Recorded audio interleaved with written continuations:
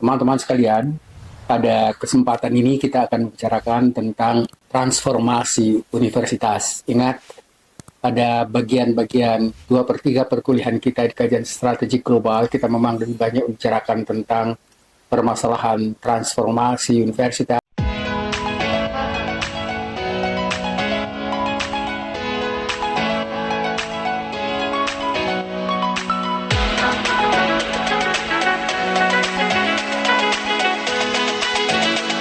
Sebelum lanjut, jangan lupa like, komen, share, dan subscribe channel ini.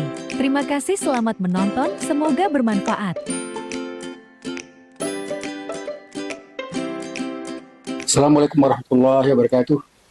Selamat bertemu dan senang kembali kita bertemu dengan mahasiswa program Pasca Sarjana Kajian Strategi Global Universitas Indonesia, khususnya kajian ilmu kepolisian dan kajian terorisme. Teman-teman sekalian, tapi ini bukan kuliah yang sebenarnya berencana dalam silabus, dan ini adalah kuliah tambahan dan terbuka sebenarnya untuk semua kajian strategi global dan juga sebenarnya Universitas Indonesia dan umum. Ya, jadi ini terbuka untuk umum. Teman-teman sekalian, pada kesempatan ini kita akan membicarakan tentang transformasi universitas. Ingat, pada bagian-bagian 2/3 perkuliahan kita di kajian strategi global, kita memang lebih banyak membicarakan tentang permasalahan transformasi universitas, dan kali ini kita membicarakan tentang transformasi dari mode 1 ke mode 2. Teman-teman sekalian, ini sebenarnya yang dimaksud dengan mode 1 itu adalah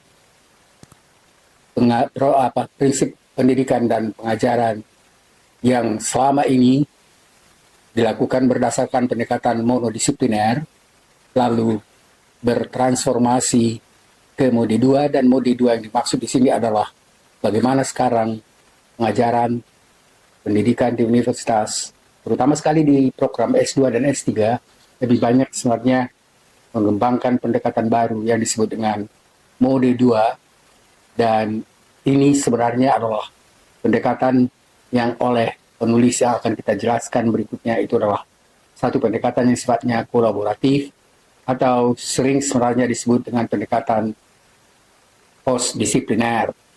Teman-teman sekalian, jadi nanti misalnya bisa dalam bentuk yang kita sebut misalnya dengan multidisipliner, kolaborasi, atau misalnya apa yang disebut misalnya dengan pendekatan cross-disipliner. Ada juga yang disebut sebenarnya dengan pendekatan interdisipliner dan transdisipliner. Teman-teman sekalian, pada kesempatan ini kita membahas tentang transformasi universitas, yang sebenarnya transformasi universitas ini memang sangat berkembang, terutama sekali setelah terjadinya Perang Dunia Kedua. Teman-teman sekalian, jadi pembahasan yang menekankan pentingnya adanya adaptasi institusi pendidikan tinggi terhadap perubahan teknologi digital dan juga misalnya dampaknya perkembangan yang disebabkan oleh artificial intelligence. Teknologi digital dan artificial intelligence itu menimbulkan problem atau pembelajaran model baru, penelitian, dan peran sosial universitas yang mulai berubah. Teman-teman sekalian, universitas yang menyatakan perlunya universitas sebagai fokus pada pemecahan masalah dan bagaimana misalnya mengatasi masalah-masalah global yang sekarang yang dihadapi, dan masalah-masalah itu adalah masalah yang sifatnya kompleks. Masalah yang kompleks itu bisa dikemukakan misalnya oleh berbagai macam pemikir. Yang pertama misalnya adalah Cathy Jordan dan Max Carrigan. Mereka mengemukakan bukunya yang berjudul The Digital University. Ini terbit pada tahun 2020. Dan kemudian ada yang diterbitkan oleh Bill Readings, dan sebenarnya minggu lalu kita singgung sedikit ini. Kemudian adalah dia menulis satu buku yang berjudul The University in Rhines. Dan kemudian yang ketiga adalah Digital Revolution dan The Coming of the Postmodern University oleh Karl Raske, dan kemudian yang keempat adalah The University in the Age of Globalization. Ini ditulis oleh Zygmunt Bauman dan Mario Joao Silvester, dan yang kelima adalah New Digital University, Critical Issues and Prospect, dan ini ditulis oleh Mark Carrigan dan Katie Jordan. Teman-teman sekalian, masih ada satu lagi, yaitu yang keenam adalah The Fourth Education Revolution oleh Anthony Sheldon. Teman-teman sekalian, kita di sini tidak membahas pemikir-pemikir yang kita katakan tadi sudah 6 dikemukakan di atas, tapi kita secara lebih khusus membicarakan sebenarnya satu pemikir yang menjelaskan tentang peralihan mode, ya, universitas mode 1 ke universitas mode 2 yang kita kemukakan tadi, judulnya di atas. Dan yang membicarakan ini adalah sebenarnya salah seorang, ya, pembahas tentang perkembangan universitas yang bernama Mr. Gibbons. Jadi Mr. Gibbons ini, ya, membahas tentang perlunya universitas, membahas universitas ini dengan masalah-masalah atau problem-problem pengetahuan yang berkembang sebenarnya setelah era informasi, dan dia mengatakan bahwa perlunya sekarang universitas itu sebenarnya lebih bertugas sebagai upaya untuk memecahkan problem atau problem solving. Minggu-minggu lalu sudah kita jelaskan misalnya tentang bagaimana perlunya menurut pemikir-pemikir yang mengukakan perubahan penting di dalam universitas itu, tentang bagaimana pengaruh yang berkembang sekarang setelah munculnya teknologi informasi itu.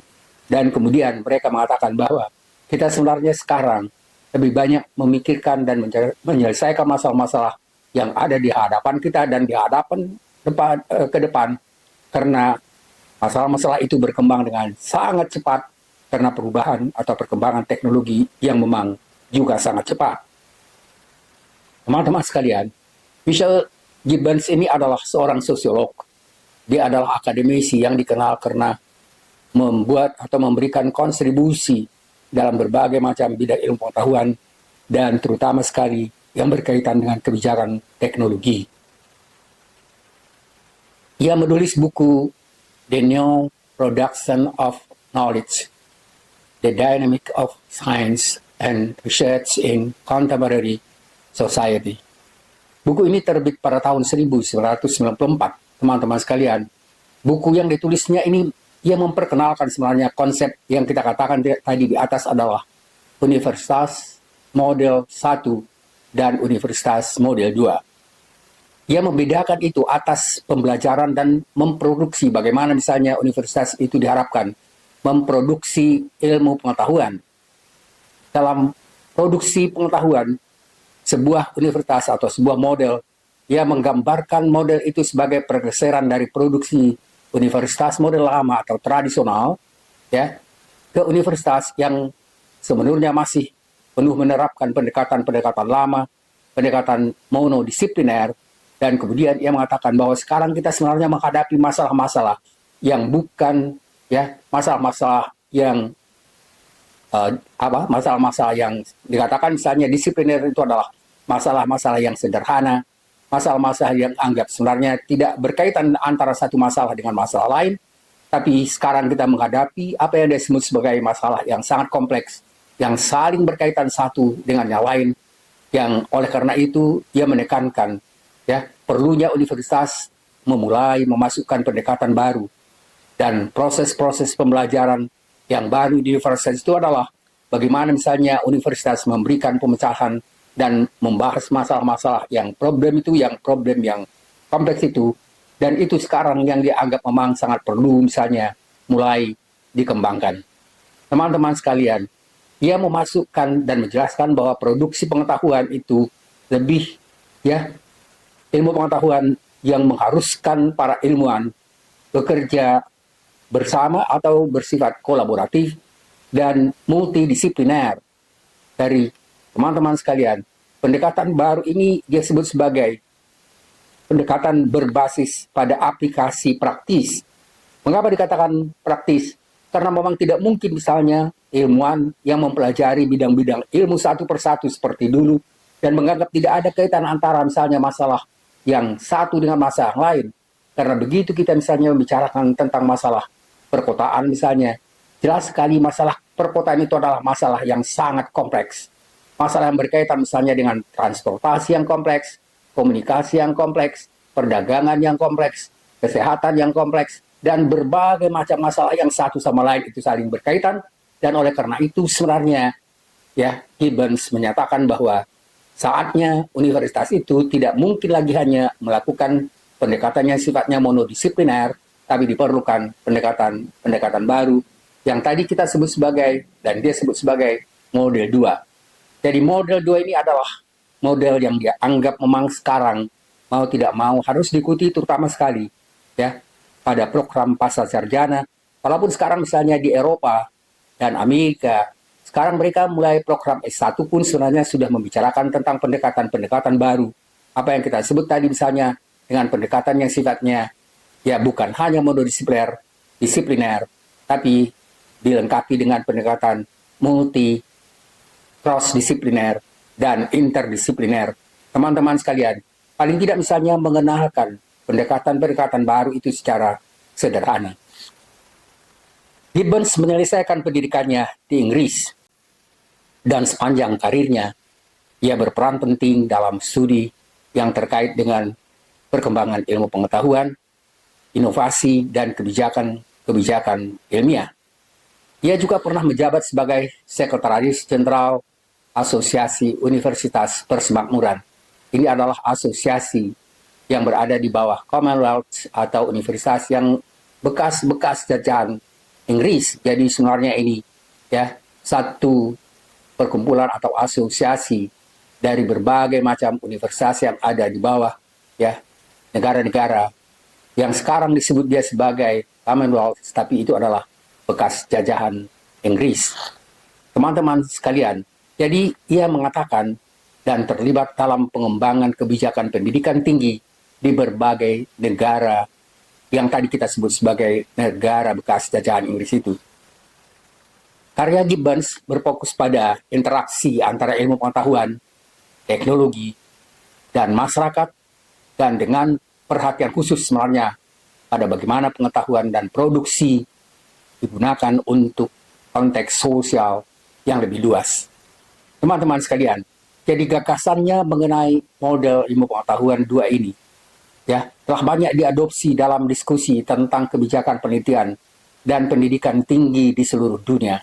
Teman-teman sekalian, mulai kuliah kita 2-3 kali yang kemarin, termasuk kita begitu menjelaskan misalnya tentang pendekatan yang sifatnya atau kelompok ilmu yang kita sebut sebagai kelompok Arborescent dan Rhizome, itu adalah sebenarnya menjelaskan bagaimana mulai kita menjelaskan perbedaan antara pendekatan yang sifatnya monodisipliner ke multidisipliner, cross-disipliner, transdisipliner, dan lain-lain. Teman-teman sekalian, jadi kita tadi mengatakan bahwa ada mulai perkembangan yang sangat drastis sebenarnya di universitas, dan kemudian Michel Gibbons ini diakui juga sebagai seorang pemikir yang memperluas cara pandang tentang bagaimana ilmu pengetahuan dan penelitian berkembang di era yang sekarang ini menghadapi masalah-masalah yang kompleks dan saling terhubung.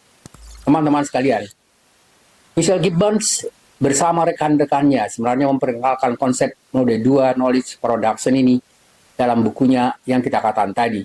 Ya, teman-teman sekalian, jadi dia mengungkapkan bahwa ya model 2 universitas ini mengacu pada produksi pengetahuan yang lebih berorientasi pada aplikasi, kolaborasi, dan berfokus pada pemecahan masalah yang terjadi di dunia nyata. Jadi yang benar-benar yang sekarang menjadi realitas kehidupan yang harus dihadapi oleh universitas, dan seterusnya dia mengatakan bahwa ya universitas dan lembaga pendidikan tinggi harus beradaptasi dengan tantangan-tantangan global yang kompleks seperti perubahan iklim. Teman-teman sekalian, masalah perubahan iklim dan bagaimana misalnya dunia menghadapi masalah iklim ini adalah masalah memang global, bukan masalah lokal. Masalah yang kita sebut tadi dengan perubahan iklim saja, itu harus menjadi perhatian sebenarnya universitas seluruh dunia, terutama sekali misalnya pada program kajian bukan hanya kajian strategi global UI, tapi juga pada semua ya bidang ilmu pengetahuan.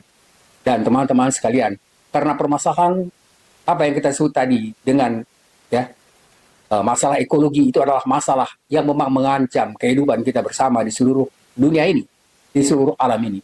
Jadi ketidaksetaraan ekonomi dan masalah-masalah kesehatan global itu juga adalah masalah yang juga harus dihadapi, karena memang kita lihat bukan hanya antar negara, tapi dalam satu negara saja, misalnya seperti Indonesia, ada misalnya kelompok ya kecil ya, hanya sekitar misalnya 10 orang-orang kaya luar biasa.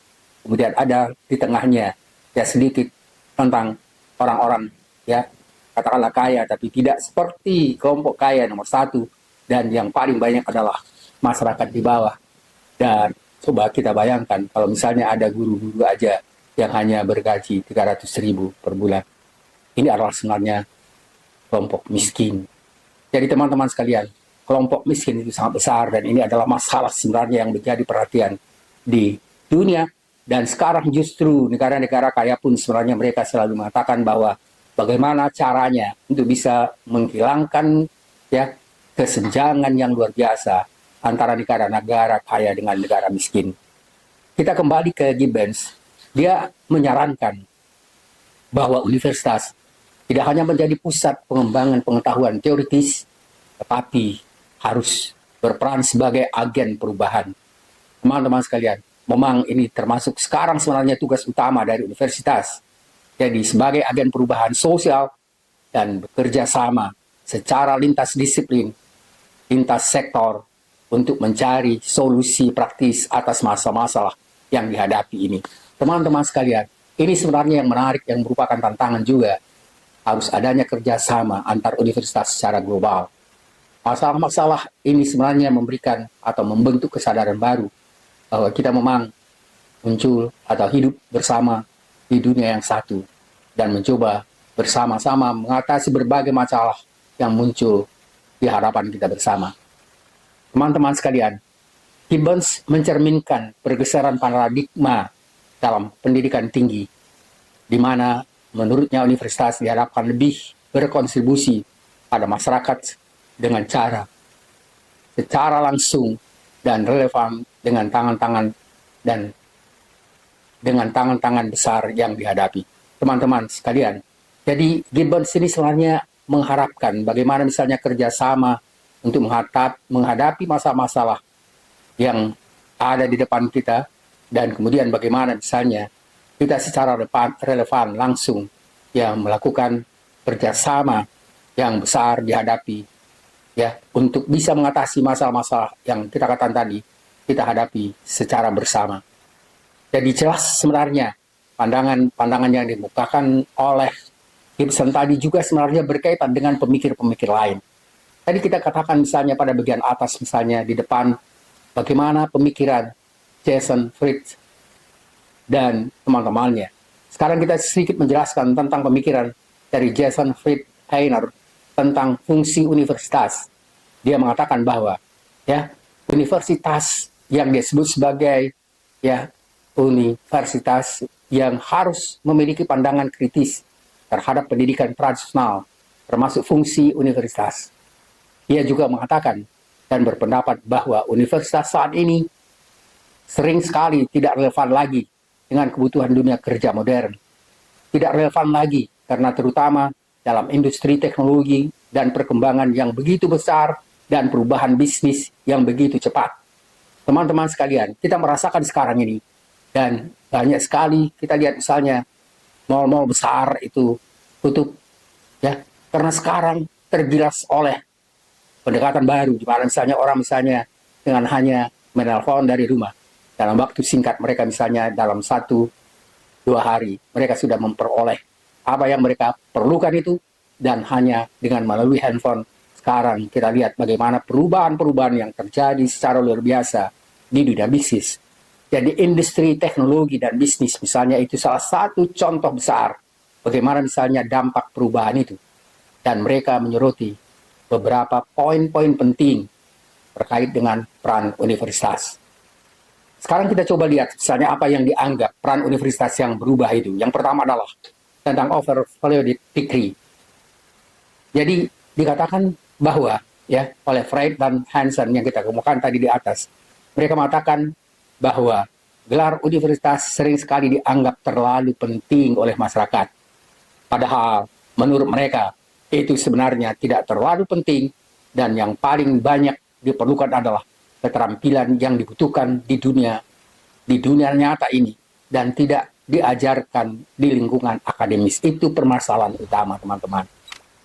Tidak memang semua ya program itu harus misalnya lebih menekankan misalnya ya apa hal-hal yang baru. Tapi tidak juga misalnya dianggap bahwa program-program yang sebenarnya memang sangat berorientasi pada masa lalu seperti sejarah. Bukan berarti bahwa mereka tidak perlu memahami bagaimana sejarah perkembangan ilmu pengetahuan dan teknologi. Bukan berarti bahwa mereka tidak memahami misalnya perlu memahami bagaimana sejarah perkembangan ilmu pengetahuan. Bahwa misalnya bagaimana misalnya perkembangan tentang pemahaman demokrasi azazi dan lain-lain. Bagaimana misalnya munculnya misalnya konsep ya perubahan setelah terjadinya era informasi dan artificial intelligence. Semua program pasti memerlukan pemahaman baru itu. Jadi teman-teman sekalian, hal yang sama juga misalnya kita misalnya mencoba untuk sedikit memberikan ya penjelasan misalnya tentang arkeologi. Arkeologi juga tidak harus misalnya hanya membicarakan masa-masa lalu. Peninggalan-peninggalan lalu itu memang penting, tetapi juga masih diperlukan untuk bisa memahami bagaimana perkembangan sekarang. Jadi teman-teman sekalian, jadi yang dimaksud di sini misalnya, jadi ada ya katakanlah misalnya isi yang berat sebelah yang diberikan pada dunia pendidikan itu justru sebenarnya atau lagi bukan hanya berat sebelah tapi memang hanya sebelah saja, itu sekarang memerlukan sebenarnya ya pembaruan dan mereka juga perlu misalnya memahami bagaimana kondisi yang berkembang dan perubahan-perubahan yang terjadi pada era sekarang ini. Teman-teman sekalian, jadi para ilmuwan ini mereka menyarankan bahwa pengalaman-pengalaman langsung ketika misalnya bekerja dan kemampuan belajar sendiri sering sekali lebih penting daripada sekedar memperoleh gelar formal. Yang kedua dikatakan ya apa yang disebut sebenarnya dengan outdated curriculum. Ya, jadi mereka juga mengatakan bahwa kurikulum-kurikulum yang sudah lama dilakukan di universitas sudah banyak sekali misalnya dianggap sudah sangat ketinggalan zaman. Di tengah perkembangan teknologi yang cepat, mereka mengatakan bahwa kita perlu ya melakukan atau perubahan universitas harus mengikuti laju perubahan dan sering sekali mereka mengatakan kita perlu mengajarkan materi-materi yang tidak lagi relevan dan meninggalkan itu dan menghubungkannya dengan industri modern dan bagaimana tuntutan ya ilmu pengetahuan sekarang dan juga yang akan berkembang dalam waktu yang singkat ke depan. Yang ketiga adalah yang mengatakan misalnya depth of opportunity cost.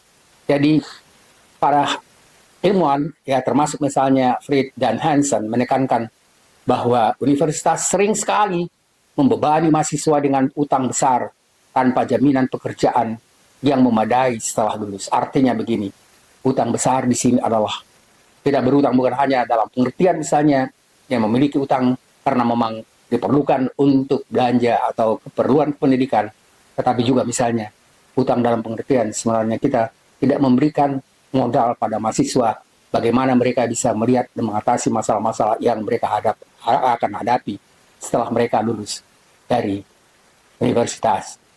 Jadi pemikir tadi menekankan bahwa orang-orang muda lebih banyak ada lebih baik sebenarnya langsung terjun ke dunia kerja atau mendirikan usaha sendiri daripada mereka menghabiskan waktu uang di universitas. Banyak sekali sekarang universitas ya yang sudah mulai juga sebenarnya mengikuti perkembangan ini. Jadi ada misalnya model pelatihan, pekerjaan, bisnis segala macam yang dilakukan juga di universitas sebagai pelengkap untuk ya perkembangan atau pemahaman perkembangan ilmu pengetahuan sekarang ini. Yang keempat adalah dia kemukakan ada alternatif learning yang dianggap sebagai alternatif mereka mendorong pendekatan pendidikan yang lebih praktis dan berorientasi pada keterampilan. Teman-teman sekalian, kita memang tidak mungkin sekarang membicarakan tentang keterpisahan antara teori dan praksis. antara teori dan keterampilan. Jadi teori-teori itu memang harus bisa digunakan sebagai mempertinggi kemampuan untuk bisa menghadapi masalah yang dihadapi. Mereka percaya bahwa pembelajaran yang berbasis proyek yang lebih mendekati situasi nyata, dan berpendapat juga bahwa belajar dengan melakukan lebih efektif daripada belajar di ruang kelas tradisional itu akan lebih baik. Jadi belajar dalam pengertian belajar dengan menggabungkannya juga dengan bagaimana misalnya belajar dengan menghadapi realitas di luar, dan bagaimana misalnya menghadapi masalah itu akan lebih efektif daripada belajar hanya di ruang kelas tradisional. Teman-teman sekalian, jadi secara keseluruhan sebenarnya kita bisa lihat bagaimana pandangan-pandangan dari para ilmuwan yang kita kemukakan di atas. Jadi bagi mereka universitas mencerminkan sebenarnya satu kritik perlunya menghadapi sistem pendidikan yang tinggi, dan bagaimana misalnya sistem pendidikan yang tinggi ini harus melakukan perkembangan atau perubahan-perubahan yang sesuai dengan perkembangan ilmu pengetahuan dan teknologi. Mereka mendukung pendekatan yang lebih pragmatis dan lebih fleksibel terhadap pendidikan dan pengembangan keterampilan.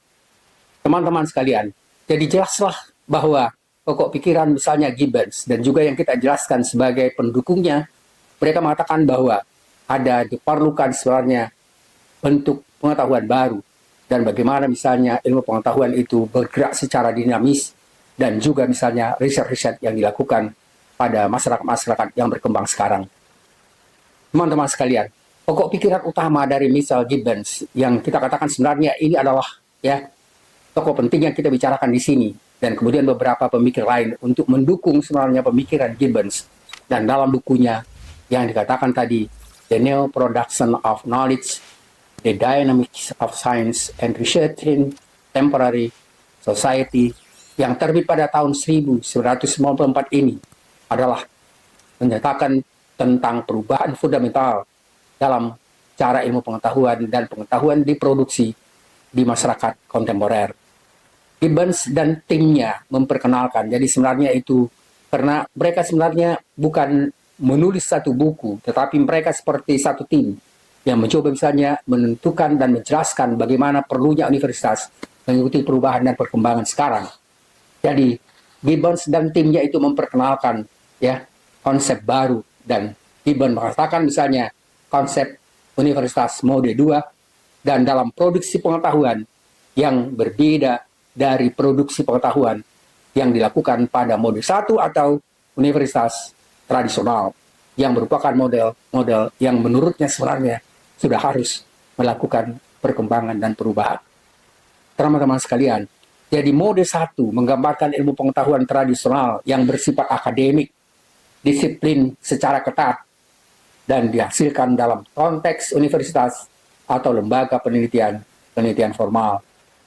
Pengetahuan dalam mode 1 itu berorientasi pada disiplin ilmu tertentu, misalnya sosiologi saja, antropologi saja, psikologi saja, dan seterusnya.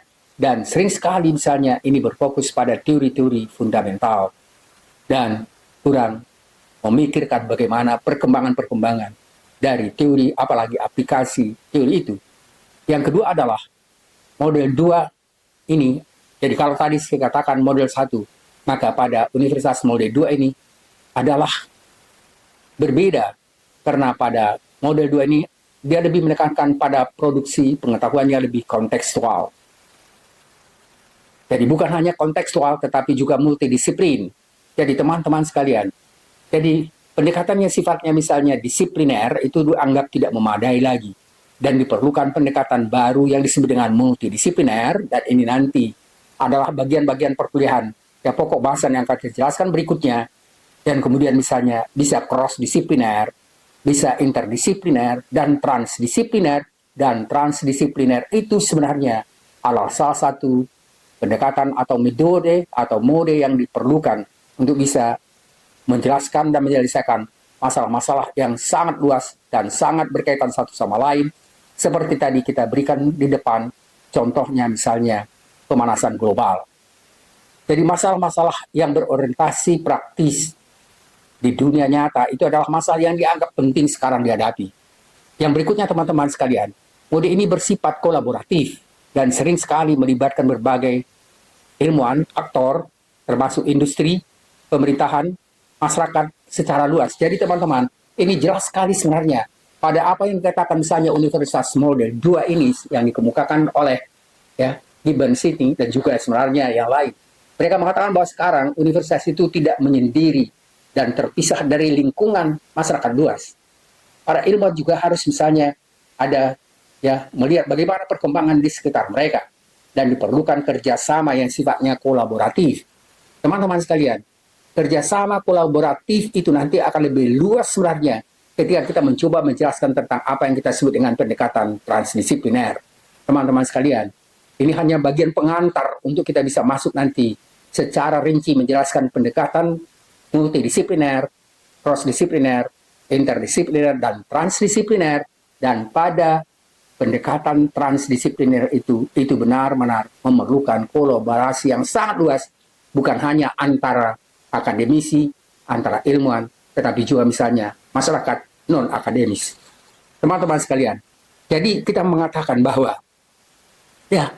kita memerlukan pemecahan masalah dengan berkolaborasi dengan berbagai macam disiplin dan juga diperlukan misalnya pada saat-saat pendekatan tertentu dengan bekerja sama dengan masyarakat. Teman-teman sekalian, jadi sekarang kuliah yang kita berikan hari ini sebenarnya lebih dari bentuk model pengenalan awal tentang metode-metode atau pendekatan yang akan kita berikan berikutnya. Teman-teman sekalian, kita sekarang memasuki beberapa poin penting dari konsep Universitas Model 2 ini. Yang pertama, dia memang bersifat, ingat teman-teman, tadi sudah kita utarakan sedikit tentang multidisiplin. Jadi multidisiplin di sini adalah penelitian yang melibatkan kolaborasi lintas disiplin ilmu. Bukan hanya dalam satu bidang spesifik, tapi teman-teman sekalian, saya perlu sedikit memberikan penjelasan mungkin yang lebih agak sedikit berbeda. Pada multidisiplin memang kita menjelaskan satu masalah dari berbagai macam disiplin yang berbeda, tapi satu sama lain, peneliti atau pemecah masalah itu mereka memang melakukan pekerjaan secara otonom dan masing-masing nanti akan juga menghasilkan hasil risetnya secara otonom. Tetapi karena mereka menjelaskan satu masalah, misalnya tentang kemiskinan, tapi kemiskinan itu diteliti 4 orang misalnya dari perspektif ilmu yang berbeda. Ada kemiskinan dari perspektif ekonomi, ada kemiskinan dari perspektif misalnya kebijakan publik, ada kemiskinan dari pendidikan, ada kemiskinan dari ilmu lain, dan mereka masing-masing itu sebenarnya mencoba menjelaskan kemiskinan itu dari perspektif atau bidang ilmu yang berbeda. Nanti mereka, 4 orang itu menghasilkan penjelasan tentang kemiskinan itu dari pandangan ilmu yang berbeda, dan ini yang kita sebut dengan pendekatan multidisipliner, multidisiplin. Yang kedua adalah penggunaan praktis. Jadi penelitian-penelitian itu sebenarnya lebih difokuskan pada aplikasi praktis. Jadi yang diperlukan bukan hanya teori saja, tetapi teori sebagai ilmu pengetahuan, tapi bagaimana teori dan ilmu pengetahuan itu difokuskan pada aplikasi praktis dan pemecahan masalah-masalah di masyarakat. Yang ketiga adalah perlunya apa yang disebut dengan kolaborasi, kerjasama. Jadi kolaborasi pengetahuan diproduksi melalui kolaborasi berbagai pemangku kepentingan di luar akademisi. Teman-teman sekalian, jadi kalau misalnya kita mencoba untuk menjelaskan misalnya tentang masalah, katakan misalnya masalah sosial, kita tidak hanya membicarakan itu pada di depan kelas di universitas, tapi kita misalnya bisa melakukan hubungan dan melakukan penelitian misalnya berkaitan dengan masyarakat. Dan teman-teman sekalian, itu berarti bahwa sebenarnya kita tidak boleh misalnya melakukan katakanlah misalnya pendidikan yang secara terpisah antara teori dan praksis. Jadi kolaborasi itu sangat diperlukan. Teman-teman sekalian, yang berikutnya adalah bagaimana misalnya kita bisa juga memerlukan adanya kontrol sosial. Dalam kontrol sosial ini, proses pendidikan lebih terbuka untuk pengaruh eksternal, dari pengaruh sosial. Jadi teman-teman sekalian, kita melihat adanya keterkaitan yang sangat jelas antara misalnya universitas dan lingkungan sosial yang ada di sekitarnya, termasuk juga misalnya tentang berkaitan dengan kebijakan, kebutuhan sosial, dan permintaan pasar. Jadi teman-teman sekalian, mulai kita katakan tadi bahwa adanya keterkaitan antara bagaimana misalnya universitas melihat masalah-masalah masyarakat yang ada di sekitarnya, dan bagaimana misalnya universitas atau mahasiswa, dosen itu bisa bekerja sama dengan masyarakat di lingkungannya untuk bisa mengatasi masalah-masalah itu. Jadi ini yang kita sebut misalnya juga adanya kontrol sosial. Jadi masyarakat juga misalnya merasa perlu kalau ada hal tertentu membicarakan masalah mereka itu ke universitas, dan ini sebenarnya diperlukan apa yang kita sebut tadi dalam bentuk kolaborasi di universitas. Teman-teman sekalian, secara keseluruhan sebenarnya Gibbons dan juga teman-temannya berargumentasi bahwa produksi pengetahuan semakin menjadi proses yang semakin terbuka, dinamis, dan lebih terkait erat dengan produksi dan tuntutan-tuntutan sosial dengan cara berbeda dari cara tradisional yang lebih eksklusif dan disiplin spesifik. Ya, Universitas Model 2 jelas mengembangkan atau melakukan perubahan baru. Secara jelas sebenarnya prinsip ya ada perubahan dasar pemikiran antara model 1 yang berorientasi pada disiplin ilmu tertentu, dan pada umumnya mereka berfokus pada disiplin ilmu yang fundamental, sementara pada mode 2 mereka misalnya lebih melihat pada bagaimana misalnya masyarakat itu ya bukan hanya berbasis pada disiplin dan penelitian, tetapi juga misalnya melakukan usaha untuk bisa melakukan perubahan secara fundamental. Teman-teman sekalian, jadi pada pemikiran model 2, universitas itu sangat berfokus pada pengembangan pengetahuan teoritis yang mendasar, tapi tujuannya adalah untuk memahami prinsip-prinsip dasar alam semesta dan masalah sosial atau masyarakat tanpa mempertimbangkan bagaimana misalnya ya mereka ya misalnya seperti Menara Gading, tetapi mereka berusaha untuk memecahkan masalah-masalah yang muncul di tengah-tengah mereka. Teman-teman sekalian, jadi kita melihat sekarang ada konteks akademis yang berbeda sebenarnya pada apa yang kita sebut tadi, pada produksi model 1 universitas, dan kemudian bagaimana misalnya kalau kita bisa bedakan antara bagaimana misalnya pada universitas model 2. Teman-teman sekalian, kita mengatakan sekarang misalnya ada model keterpisahan tadi, baik misalnya keterpisahan secara linear dan terpisah dari masyarakat, ya ini yang terjadi pada model 1. Sementara misalnya pada model 2 itu lebih melibatkan kolaborasi antar disiplin ilmu dan dianggap lebih tepat dalam konteks masyarakat kontemporer karena berbagai alasan yang lebih mencerminkan perubahan dalam kebutuhan ilmu pengetahuan. Teman-teman sekalian, jadi pada bagian-bagian ini jelas sekali kita lihat misalnya pada apa yang kita sebut tadi dengan model 2 itu, pemecahan masalah itu dilakukan secara kolaboratif karena memang masalahnya kompleks. Tidak mungkin hanya satu bidang ilmu saja menjelaskan misalnya tentang masalah kemiskinan. Tidak mungkin hanya satu bidang ilmu saja misalnya menjelaskan masalah-masalah lain. Karena masalah itu sekarang kita lihat saling berkaitan satu sama lain, dan itu yang kita sebut tadi dengan masalah yang kompleks. Jadi masalah yang dihadapi masyarakat saat ini, seperti misalnya perubahan iklim, krisis energi, kesehatan global, atau ketidaksetaraan sosial, ekonomi, itu sangat kompleks dan tidak dapat diselesaikan oleh satu disiplin ilmu saja.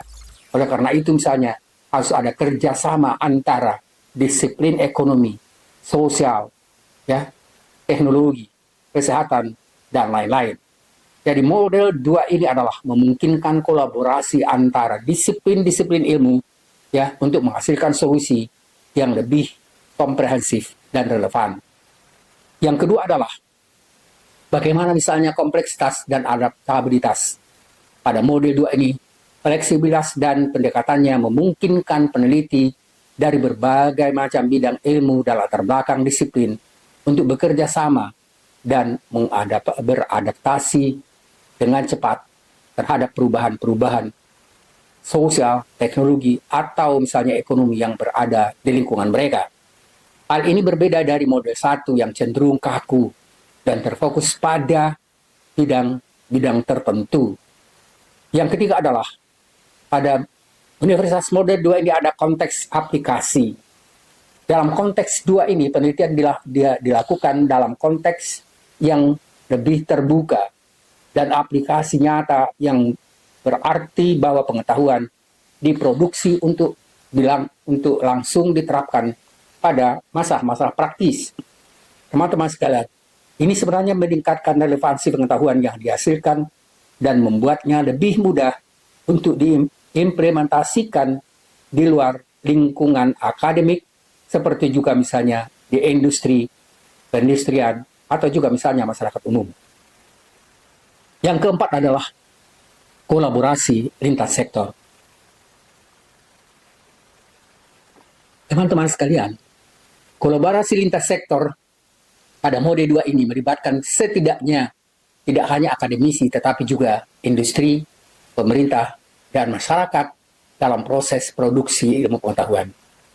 Ini menciptakan jaringan kolaboratif yang lebih luas, memperkaya perspektif dan meningkatkan kualitas serta keberlanjutan penelitian.